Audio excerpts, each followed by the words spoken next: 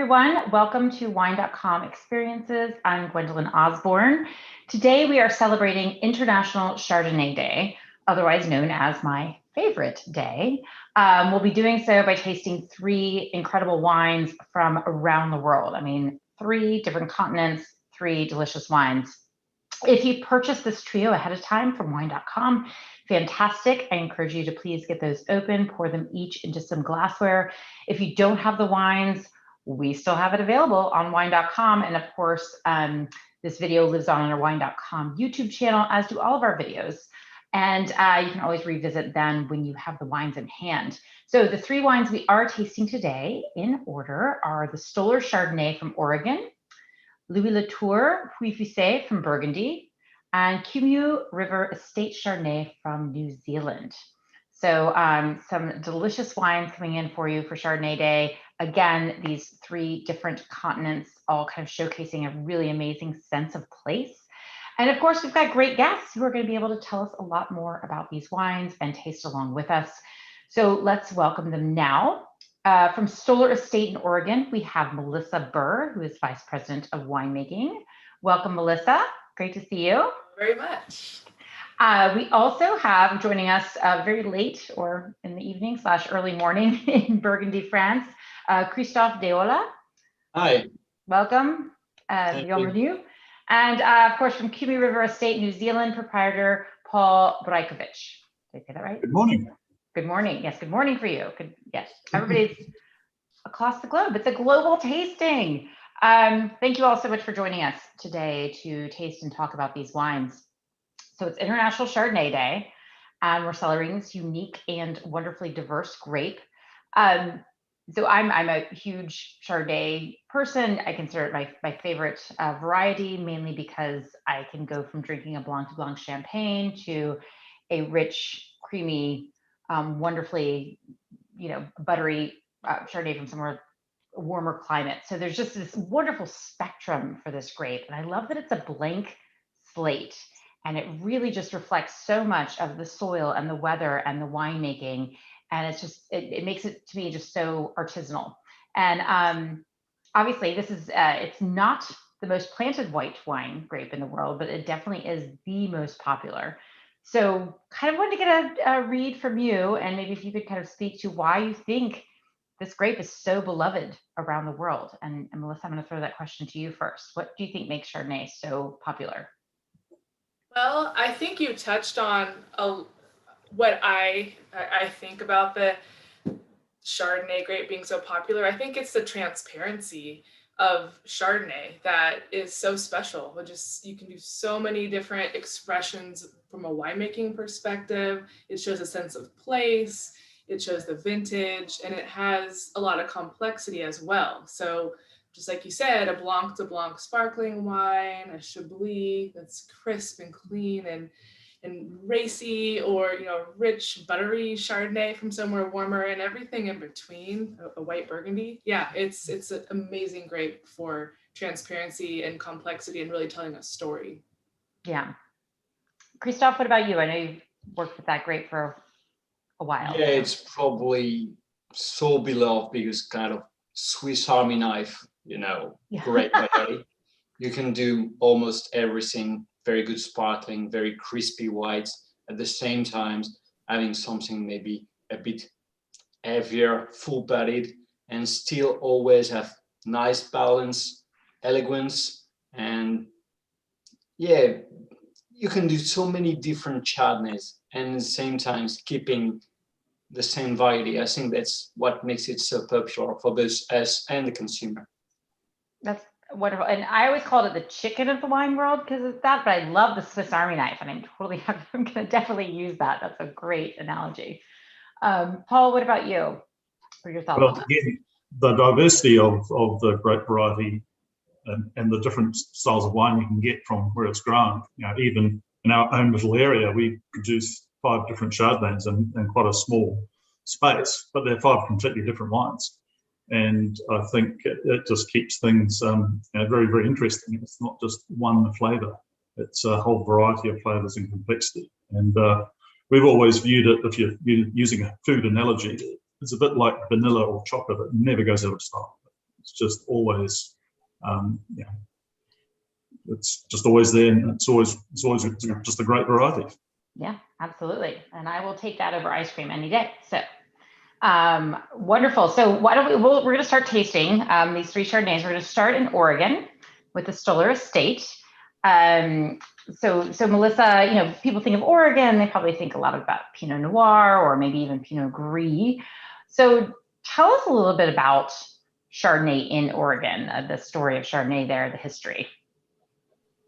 Absolutely. So Chardonnay in Oregon, it started out alongside Pinot Noir in Oregon. And we are known as a state for Pinot Noir for a good reason, because it's the majority of what we grow as a varietal in our state. I think it's about 65% of what's planted in Oregon. So Chardonnay started over 50 years ago with Pinot Noir and went along the path and didn't gain traction, is what I'm trying to say. It kind of fell off. There's a couple reasons for that. One, Pinot Noir did so well and just took off. And 2, one of the main reasons is because the clones that we planted originally back then were clones that were coming from warmer regions, particularly clones from California, like 108 and Wente and some other clones that really required more heat units. Our area, especially the Willamette Valley, where I'm located here at Stoller Family Estate, it is a cooler growing region for heat units, and not every year were those clones successful. So that is why they fell to the wayside, and Pinot Noir went up, and then Pinot Gris entered the scene a handful of years later and really took off and is still our #1 planted white varietal.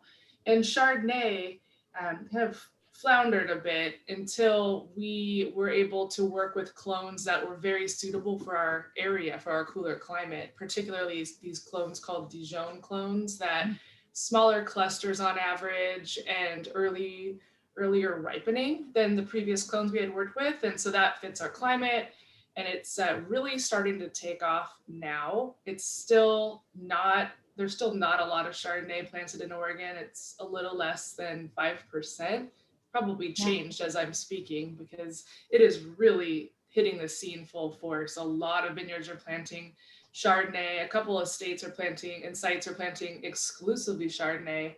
It's really coveted here, and it's clamored for, and it's making a big uptick here in the state. So you'll see more from Oregon. Something to note with Oregon wines in general, we only produce about 1% of all the wine grown and made domestically. So we're very small as a region in the United States. I mean, California by far produces 95% or more of the grapes. So when you think about Chardonnay and you think about Oregon, it's a real kind of needle in the haystack at this point. Yeah, but it's definitely gaining a lot of momentum. Yeah, so I didn't know that, because I remember going up there, I think it was 2011 I was there, or maybe 2010, and tasting, and then we went to Shea and I was tasting the Chardonnay. I'm like, whoa, excuse me. Why is Oregon Chardonnay not a thing? But that's kind of fascinating to know about how they tried, but the clonal selection wasn't the right fit. And so everything else took off while people still tried to figure out the rest. But it's exciting that more is being planted, because I do love Chardonnay from Oregon and the region. So what do you love about working with Chardonnay as a winemaker?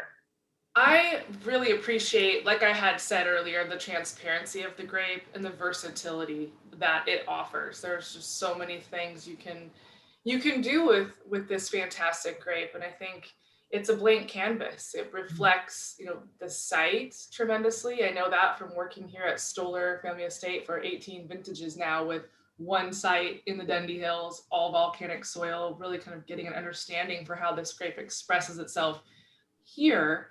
But then even on a bigger picture, the vintage, but the vessel, like, what do you ferment it in? What's the intention when you're making this wine and growing this grape for wine? Is it a barrel fermented Chardonnay that has a lot of texture with lees and spending time in those barrels with some malolactic fermentation? Or is it a wine that you're making for sparkling? Or is it something in between? So yeah, again, the complexity of the grape is fascinating, and it's such a great canvas to express a lot of So interesting now you're things. making me want to taste this wine, because I'm like, so what is it? Which one did you choose? Yeah. So if we could taste this wine, please, let us know. What about, where the soils are coming from? How does this reflect the Oregon, the climate and the terroir there, and also some choices you made for this particular wine in the cellar in producing it? Absolutely. So what we're tasting is our Stoller 2019 Dundee Hills Chardonnay. And this is a Chardonnay from our estate here in the Dundee Hills. We're very fortunate. We have almost 60 acres of Chardonnay planted here. A lot of that's, all of that's due to the vision of Bill Stoller, the proprietor and owner here. He planted the first 10 acres in 1995, when at that time Chardonnay was definitely not clamored for from Oregon, but he really believed in the potential for Chardonnay, understanding our cooler climates and our soil types and how well Pinot Noir was doing. He knew that Chardonnay could do just as well. So today we have a lot of Chardonnay planted. We make several styles of Chardonnay, and what we're drinking with this Dundee Hills Chardonnay is our estate fruit that's made in a style to really reflect the purity and the freshness of the grape. This is a wine that doesn't see a lot of oak. It's a very little amount of oak. Most of it's neutral. It's less than 5% of the Chardonnay fermented in these neutral barrels. We use a small amount of concrete. We've got a concrete fermentation tank that adds this nuance texture to the wine. And the majority of our Dundee Hills Chardonnay is fermented in stainless steel tanks. So that really lends to a fresh, vibrant style of Chardonnay. A lot of citrus. We see a lot of citrus coming from the cooler growing region in the Willamette Valley here. And in general here at Stoller Family Estate, the fruits express themselves as stone fruits, citrus, and a lot of vibrancy with acidity. So this Chardonnay, we don't put it through complete malolactic fermentation. We taste it, and we tend to leave a lot of that initial malic acid in the wine to really make your mouth water and to enhance the freshness and really push that citrus aromatic to the forefront. And it's got a long, clean finish, in my opinion, from the fermentation techniques and the growing techniques and our vision for the style. So that's the idea with the Dundee Hills Chardonnay is purity and clean fruit and length and vibrancy and acidity that makes your mouth water. It definitely does that. I'm feeling the acidity, and makes it very food friendly also. And it's bright. I think the bright and fresh are those great descriptors for it. It's beautiful. So speaking of food, what are your favorite pairings for this wine? Well, for Chardonnay in general, but especially this Dundee Hills Chardonnay with all the characteristics we're discussing, this is a slam dunk with Dungeness crab. I mean, not everybody has access to Dungeness crab, I understand, but it's a West Coast delicacy, and the salty, savory sweetness of the crab goes so well with this Chardonnay. And if you don't find Dungeness crab, don't worry. You can do any kind of shellfish, in my opinion, oysters. You can do cheeses. I really love this wine with any kind of creamy cheese, because it really cuts through that. The acidity and how it balanced is just fantastic. Yeah. And we were talking also about our love of popcorn with Chardonnay. Yes, we were. Yes, I love the champagne too, which also, again, Chardonnay, but this kind of crisp, clean, almost Chablis-like kind of style is also amazing with that salty popcornness. I love the Dungeness crab. And yes, creamy cheeses, crisp wine is a beautiful match. Buttered popcorn. Yes, I love that. Buttered popcorn. Yes. And how many Chardonnays does Stoller make? Okay, we make at least 7. We have quite a few. We have a barrel fermented reserve. We have some smaller lot ones. We have a Blanc de Blanc. We have some club exclusive Chardonnay. We do a lot of expressions of Chardonnay. I'm coming to visit. Yes, you need to. We'll bring up the truffle popcorn for the higher end. Please, you and I can have a lot of good taste of our love of popcorn. I can't wait. So much fun. Well, thank you so much, Melissa. Beautiful wine. Delicious. This is one we actually, all these wines we order on a regular basis. So It's like just going through my wine fridge. So thank you so much. Absolutely delicious, and appreciate your time. Cheers. So now we're going to move to Burgundy. And Christophe, welcome. Thank Hi. you. Merci beaucoup for staying up so late and joining us. Yeah, Burgundy. So Burgundy, we're in this classic region for Chardonnay. It's the home of Chardonnay, and the Latour family is in its 11th generation there in this place. So 11th generation working with Chardonnay in Burgundy. Why is this region so ideal for this grape? First of all, because Chardonnay has been selected there. We chose Chardonnay and do all the selection over the years of the different clones of Chardonnay to find the right place for the right Chardonnay, and probably also the right way to prune it and to drive it all along the year, and the different kind of winemaking you can find. So yeah, it's several centuries of work to refine the way of which Chardonnay, how to work it, how to wine make it in each region, Chablis, Côte d'Or, and Mâcon. Yeah, and you have had time, so learned over these years of where to plant, the clones to plant, the spacing of the vineyards, everything. Yeah. In Chablis or in Mâcon, you don't have the same plant. You don't have the same density. You don't drive during the year the plant in the same way. And by the way, you have very different winemaking techniques. Okay, well, I want to talk a little bit about Puy Fusé, because its suitability for Chardonnay, and also how I feel like it's just become this kind of epicenter almost for people, not competing with Côte d'Or, but making this really incredible reflection and example of Chardonnay in Burgundy. So tell us a little bit about that region. Yeah, Puy Fusé is probably the Grand Cru of Mâcon. You've probably seen the photos, and so it's quite a steep slope on 3 different villages, Vergisson, Fuissé, and Pouilly. And that's where you have probably, compared to regular Mâcon, the best balance between the kind of full-bodied wine you produce in Mâcon, and at the same time, very much tension and nice balance with higher acidity probably than anywhere else in the Mâcon region. Yeah, and how does it differ from the Côte d'Or? A lot. As I said, usually it's not the same clones as we have in Côte d'Or. Okay. Also, most of it, and for example, our Puy Fusé is 100% stainless steel. We don't use any hook. Okay. Well, I'm not sure if you have some, because I know it's really late there, but I'm going to be tasting. Oh, you do. Fantastic. Way to go. So can you kind of taste with us and talk us through how the nose, the aroma, the bouquet, the taste kind of reflects that Puy Fusé, the clone choices, the winemaking choices?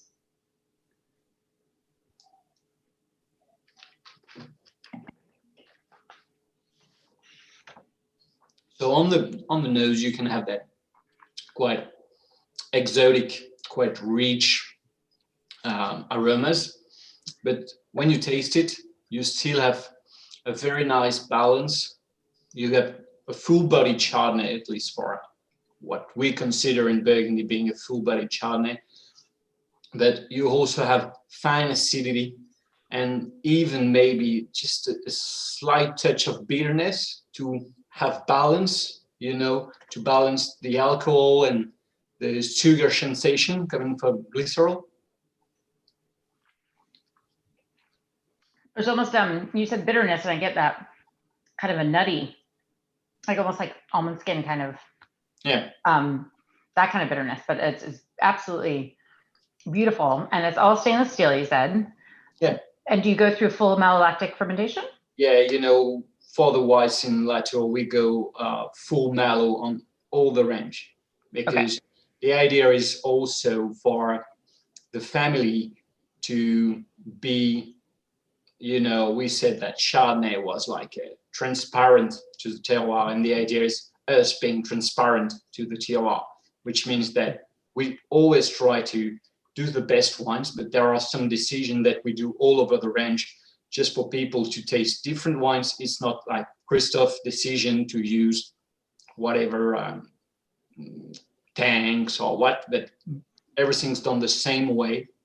So when you taste two wines from the range, the difference comes from the place and the year, and not my will.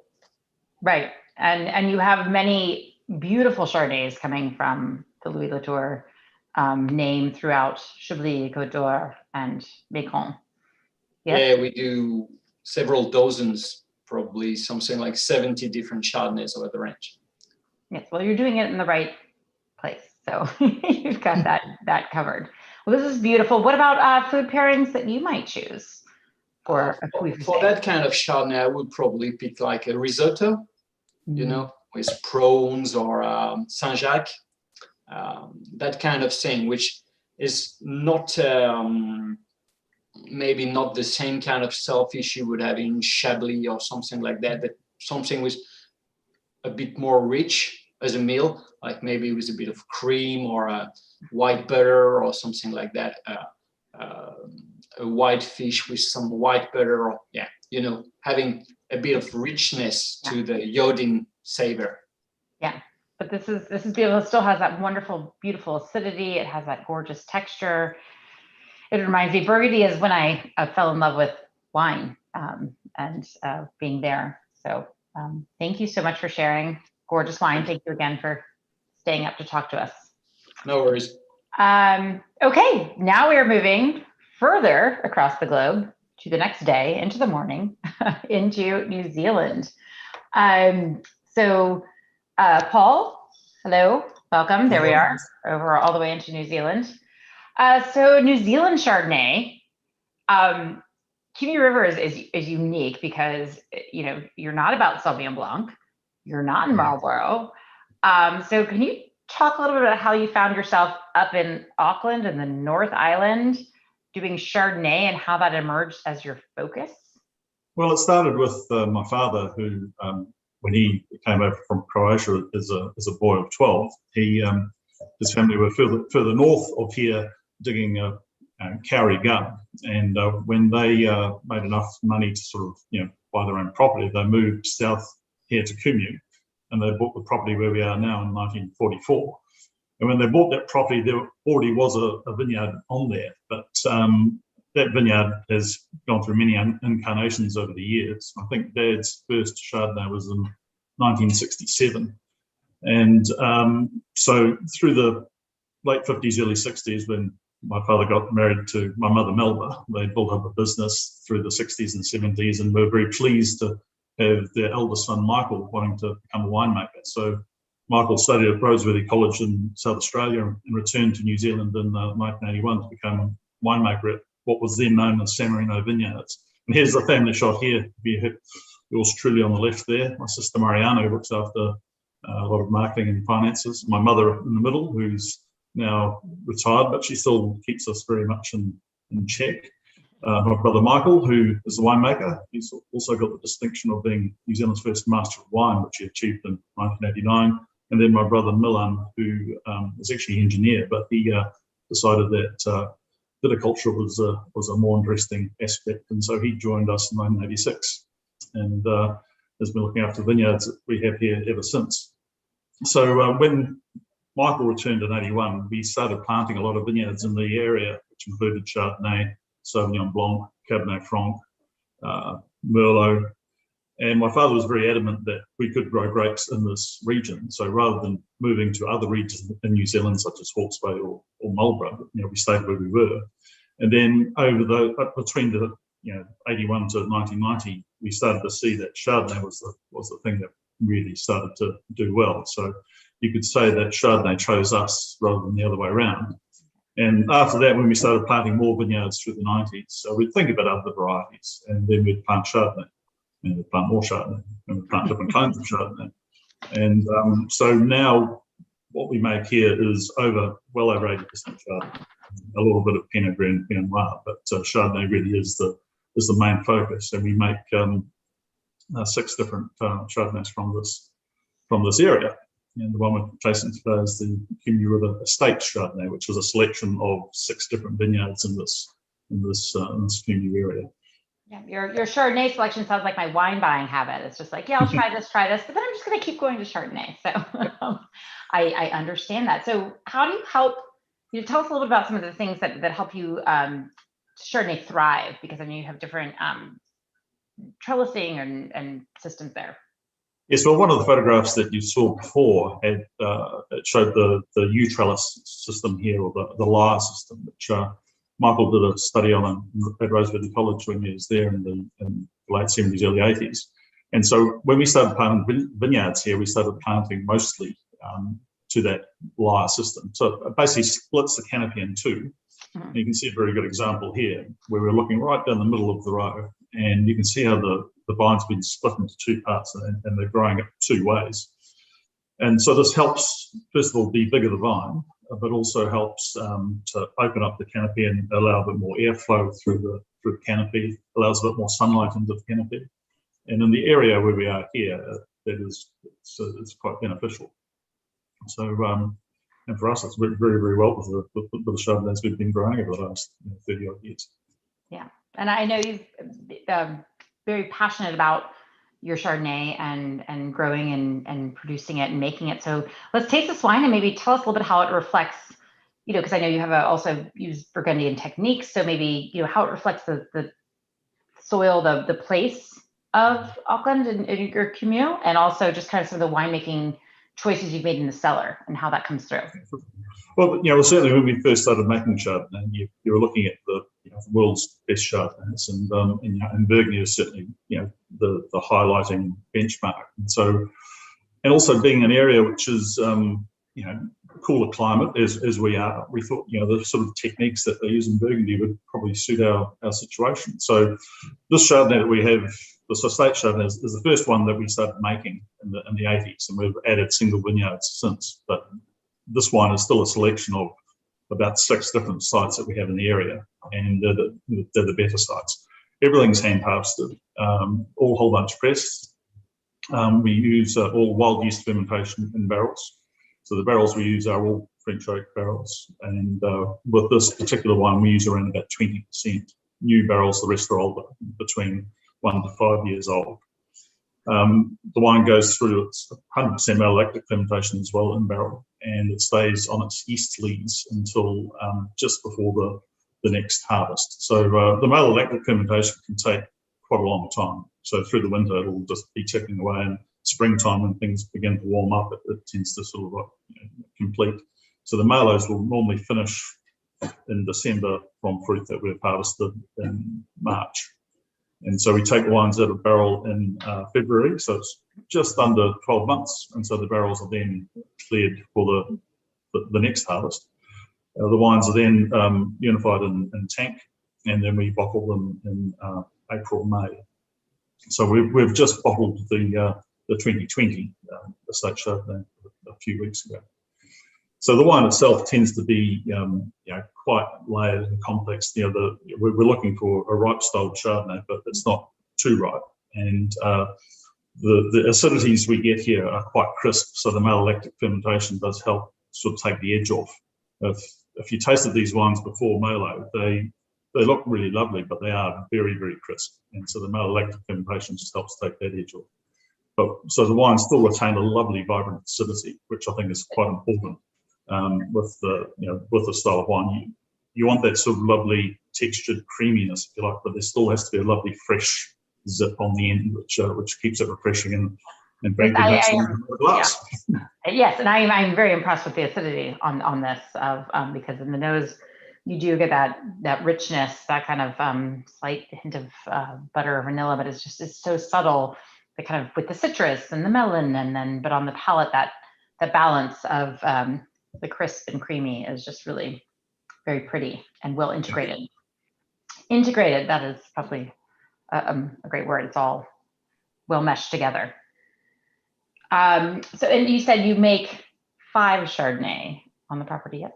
Yes, so we have this estate Chardonnay, and we have one that's called Kumeu Village Chardonnay, which is essentially vineyards which are a little bit higher yielding and not quite good enough to go into this wine. And that wine tends to be mostly tank fermented, has a little bit of barrel fermentation. Mm. And then we have 3 single vineyards in the Kumeu area, Coddington, Hunting Hill, and Mackey's Vineyard, which is the original vineyard site my father and his parents bought in 1944. And after Dad passed away, we named that vineyard after him. Soon after, we had replanted it all with Chardonnay. So that vineyard was replanted Chardonnay in 1990. And so that tends to be our flagship single vineyard. Okay. Well, I love this estate wine. What would your best food pairing suggestions be for this wine? Well, crustaceans as well. I mean, we have things here called crayfish, which aren't like the crayfish you see. The larger, up to about 3 kilos. Most of them tend to be about 1.5 kilos. I think in the US they refer to them as spiny back lobsters. So, okay. Got it. Because when I think of crayfish, I'm thinking of Louisiana. So yes, yeah, okay. Yeah. So no, crayfish we get here are quite large. And also poultry. A very good roast chicken will suit this very, very well. But the preference is for the crustaceans, and also scallops, which I think also work well. Yeah. Well, you are on an island, so obviously seafood is abundant and a beautiful match for that. So, well, wonderful. Thank you.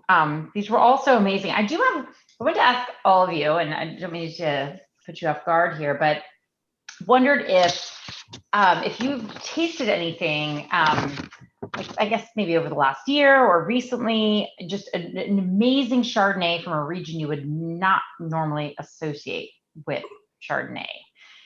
And if you haven't, that's okay, because that's harder. But just what other Chardonnays do you enjoy drinking? Like, what other regions other than your own are you a fan of? Well, clearly Burgundy.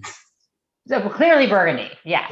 But anything that you've tasted that was just like, oh, that wasn't, because I've been tasting some Italian Chardonnays. I'm like, I usually don't think of a Chardonnay in Italy, and have been enjoying those recently. So anywhere else, or just sticking with we have had some out of Chile. No, we try to taste as many Chardonnays as we possibly can from around the world. And up until the pandemic, we were getting a lot of visitors here, and people would bring us a lot of things. So we try to taste as widely as we possibly can.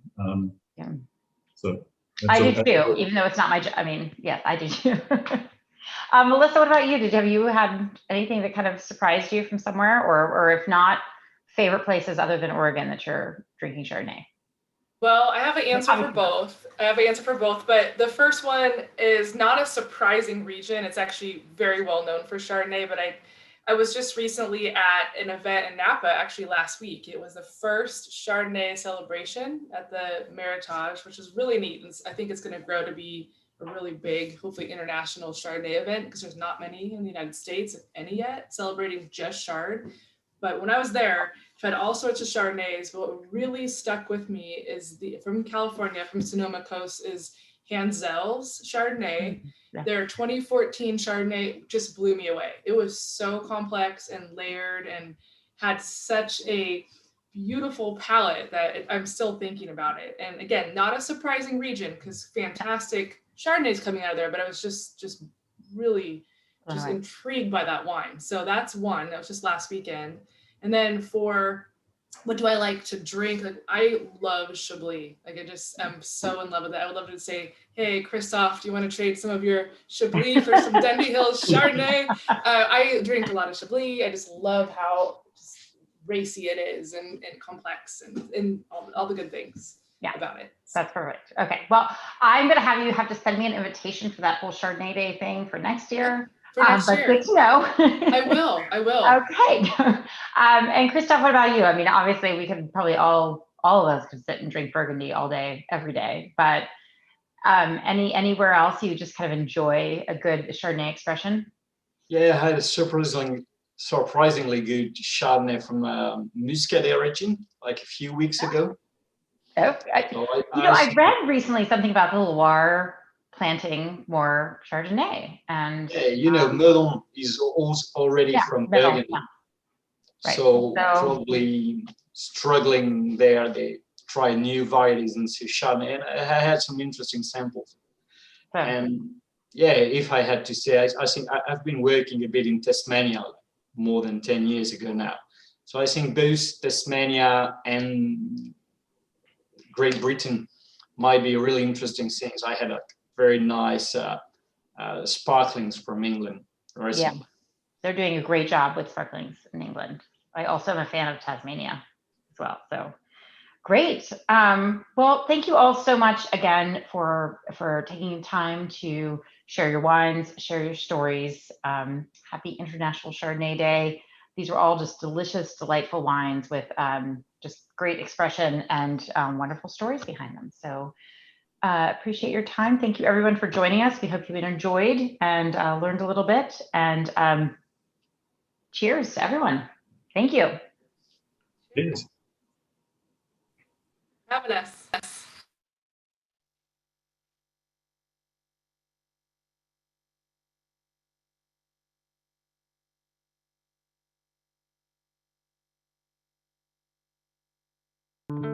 It's both a science and a form of high art. It's made from the combination of grapes, sunlight, rain, soil, and time. It's raised up in the moments that matter. It's wine. And we are Wine.com. We have the largest wine selection in the world, online sommeliers with free advice, and now our powerful new app puts the entire world of wine in your hands. Wine.com. Seriously passionate about wine. Download our free app today.